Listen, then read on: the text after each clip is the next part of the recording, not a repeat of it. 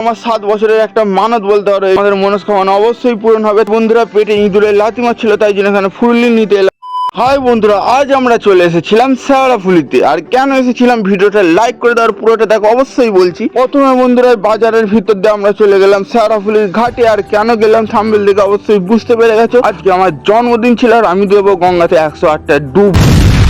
বন্ধুরা ডুব দেওয়া শুরু হতেই আমার মা আমাকে গামছা নিয়ে বেঁধে ধরে আছে, কারণ মায়ের ভয় লাগছে আমি গঙ্গায় তলিয়ে না যাই। বন্ধুরা এটা আমার 7 বছরের একটা মানত বলতে পারো। এটা নিয়ে 4 বছর হচ্ছে, এখনো 3 বছর বাকি আছে। বন্ধুরা ফাইনালি 108টা ডুব দেওয়া কমপ্লিট। বন্ধুরা অনেকটাই হাঁপিয়ে গেছিলাম, আর একটু হলেই 21 বছর না 22 বছরের অভিজ্ঞতা এখানেই শেষ হয়ে যেত। বন্ধুরা তারপর একটু গঙ্গা জল নিয়ে এখান থেকে বেরোনোর সময় দেখি গরুটা এখানে শুয়ে আছে। বন্ধুরা হেভি সুন্দর লাগছিল, গরুটাকে এখানে ছাড়াই ছিল। তারপর আমরা মন্দিরে চলে এলাম। বন্ধুরা এখন বাজে সকাল 7টা। বন্ধুরা তেমন ভিড় ছিল না বন্ধুরা, তাই নিজেকে দেখাতে দেখাতে মায়ের দর্শনের দিকে তোমাদেরকে নিয়ে চলে গেলাম। মায়ের কাছে যদি কিছু চাওয়ার থাকে বন্ধুরা চেয়ে নাও, তোমাদের মনস্কামনা অবশ্যই পূরণ হবে। তারপর আমি এখানে বাবার কাছে পুজো দিলাম। বন্ধুরা ক্যামেরা কোয়ালিটিটা একটু খারাপ হলে ক্ষমা করে দেবো বন্ধুরা, কারণ ক্যামেরাম্যান হচ্ছে আমার বোন। তারপর এখানে নন্দীকে দেখলাম আর বাইরের এখানে ধূপ দিতে চলে এলাম। বন্ধুরা পুজো দেওয়া মাত্রই বন্ধুরা পেটে ইঁদুরের লাথি মারছিল, তাই জন্য এখানে ফুললি নিতে এলাম। আর অন্য কিছু ছিল না, কারণ তখন সকাল ছিল। তারপর মা মুড়ি মেখে আমাকে এক ডাল খাইয়ে দিল অবশ্য। তারপর আমি নিজেই সবকিছু খেয়ে নিলাম বন্ধুরা। তারপর বাড়ি যাওয়ার সময় সবাই মিলে একটু লাড্ডু খেয়ে মিষ্টি মুখ করে নিলাম। বন্ধুরা ট্রেন তারকেশ্বর লোকাল এখানে আগে থেকেই দাঁড়িয়ে ছিল বন্ধুরা, তাই জন্য অতটা চাপ ছিল না। ট্রেনে উঠতেই বন্ধুরা নিজেকে দেখলাম সিঁদুর একদম ঘেঁটে ঘামে